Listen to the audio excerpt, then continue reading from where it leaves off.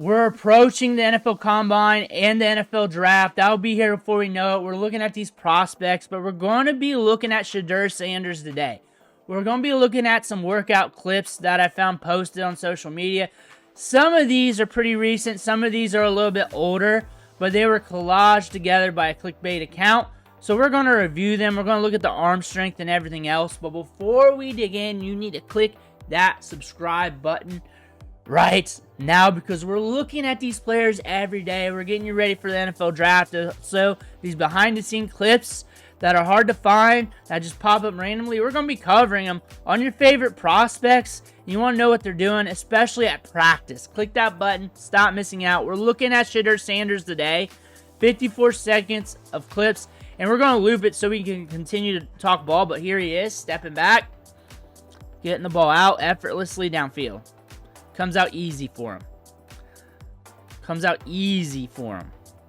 Stepping back. Stepping up. Easy play, easy money. Here we are again. I remember when I was clipping this, watching this, he's got a Jameis Winston feel, and that's more with like how he's built, kind of like in how he stands. I'm not saying that's a comparison. It's just how he stands, like the way he was built and how he stands. I don't know. Here we go, stepping up. There we are. Looking good. This is more like the same clips. Nope, they're different. Downfield, there it is by the sideline. Showing some accuracy. Showing some anticipation here, but it is versus air, I understand. When I think about Shedeur Sanders, I think about his career over at Colorado, and it was under a microscope, which does not help things when it comes to prospect evaluation. And there are players that just straight up hated the Colorado team, and there are some people that straight up loved it, and you're getting both ends of the spectrum. And I always just liked watching them and watching everything unfold, honestly, throughout the years there, throughout Deion's time, or he's still got time there, he hasn't left, but still during this time with Shedeur and company and Travis Hunter, what I see is a guy that steps up in big moments, that can avoid pressure, that can get the ball downfield with accuracy, that is very composed. He's a very confident player. Between the ears, he's very good.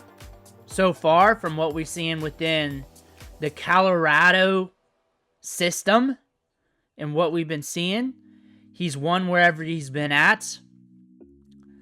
The rebuttal of that is all these quarterbacks, they've won wherever they've been at. I guess Will Levis, not really.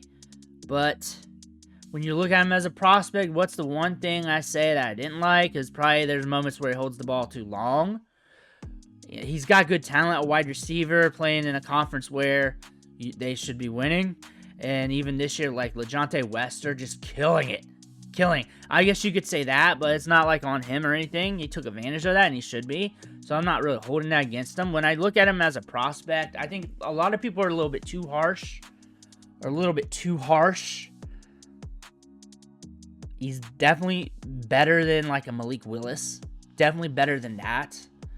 I like him better than a Will Levis. I like him better than that if you're looking at those types of quarterbacks. I think we have potential to develop. I would like another year at Colorado, I guess, just to fine-tune it all. But the market's hot right now. Time to strike. And we have goods. If we develop, keep moving forward. Like all these quarterbacks have to develop at some point and really take the right road on that crossroad and move it forward. And I imagine that's what we're going to get here. So we're going to end up with a crossroads at his NFL career and which one we're going to choose when it comes to his path of development. I don't see him being lights out early day one as a rookie. I think also with the teams at the top of the draft, it's very scary for him and any other quarterback in that area or any quarterback ever. Like you're looking at the Browns, you're looking at Titans, you're looking at Raiders. You got to hope he goes to the Giants because you'll have Malik Neighbors. I think if you get him paired with Malik Neighbors, it's going to be a different story. I know he will really take advantage of Malik Neighbors. Because then from Travis Hunter to Malik Neighbors, you're getting a step up in talent, which is something he's used to working with talent for sure. He's used to working with a top-tier wide receiver. You get him one of those, you're not going to have that for a bit with the Browns or with the Titans or the Raiders, because you spent that first round pick on him. You gotta wait for the next year. You gotta see if that happens in the next year. That wide receiver comes your way. What other position and needs you have versus what's there in free agency class versus the cost and everything. When you're looking at the Giants, that's where I want him to go. That's where I would want him to go. He's got the potential to get it done there. I think it's more with team fit and everything. I'm very worried about all these quarterbacks going to those fits. Like the Browns. How many quarterbacks have they started since 2000? Are they like pushing like 30 to 40? Something like that? Like, I'm not really in home with that. I'm higher than average on him, but I'm also not... I'm more tepid than the guys that are over the moon.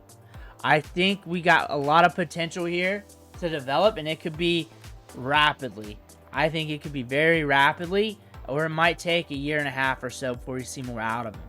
I think if we go to the New York Giants in the draft, pair with Malik Neighbors, you also got Tyron Tracy, and then you also got very studly running back class to get another prospect there to pair with Tracy, because you need 2 running backs in this game, and we keep getting weapons with him.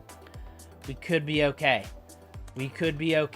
Now that we look at this, another indicator is come draft night, if he falls, the NFL's telling you, hey, it's over. We're done. And usually when that prospect falls at the quarterback position, I mean, you cannot say Aaron Rodgers, that was too long ago, but recently Will Levis, Malik Willis, Matt Corral, that one draft. If that happens, that is the big indicator. If he goes early, there's that team and probably some other teams that looked at him and said, he's good. He's good enough. Our scout says he's good enough. We can develop him. We can fix whatever there's going on. I think we got the potential to make it rain, though. We got the potential. Maybe not right now this day, but we got the potential. I think we make smart decisions. We make the big plays when we need it. We have good anticipation. We've won everywhere. We've been productive everywhere. I think we can do this. But the quarterback position in the NFL level is the hardest one to project and the hardest one to play. And that's just the name of the game when you're looking at prospects. You got to realize that. I think also hardest one to project, as in, look at last year's draft. Everyone hated Bo Nix. Look at that one draft with Malik Willis. Everybody had him as a first rounder. Everyone had Will Levis as a top 10 guy, and he fell. You got to understand this. The quarterback position is very hard to project, even come draft night, and you have to be open to all the possibilities. I think we see a guy here that has high-end developmental potential. Could really step up. I really think if you put him on the Giants, I think we're going to do some work here. I think we're going to develop well. You got the wide receiver in place. You got a young tight end there. You got a running back prospect with a lot of upside. Let me know what you think in the comments below. Make sure to hit that subscribe button on the way out. Thank you for watching. Catch you on the next video.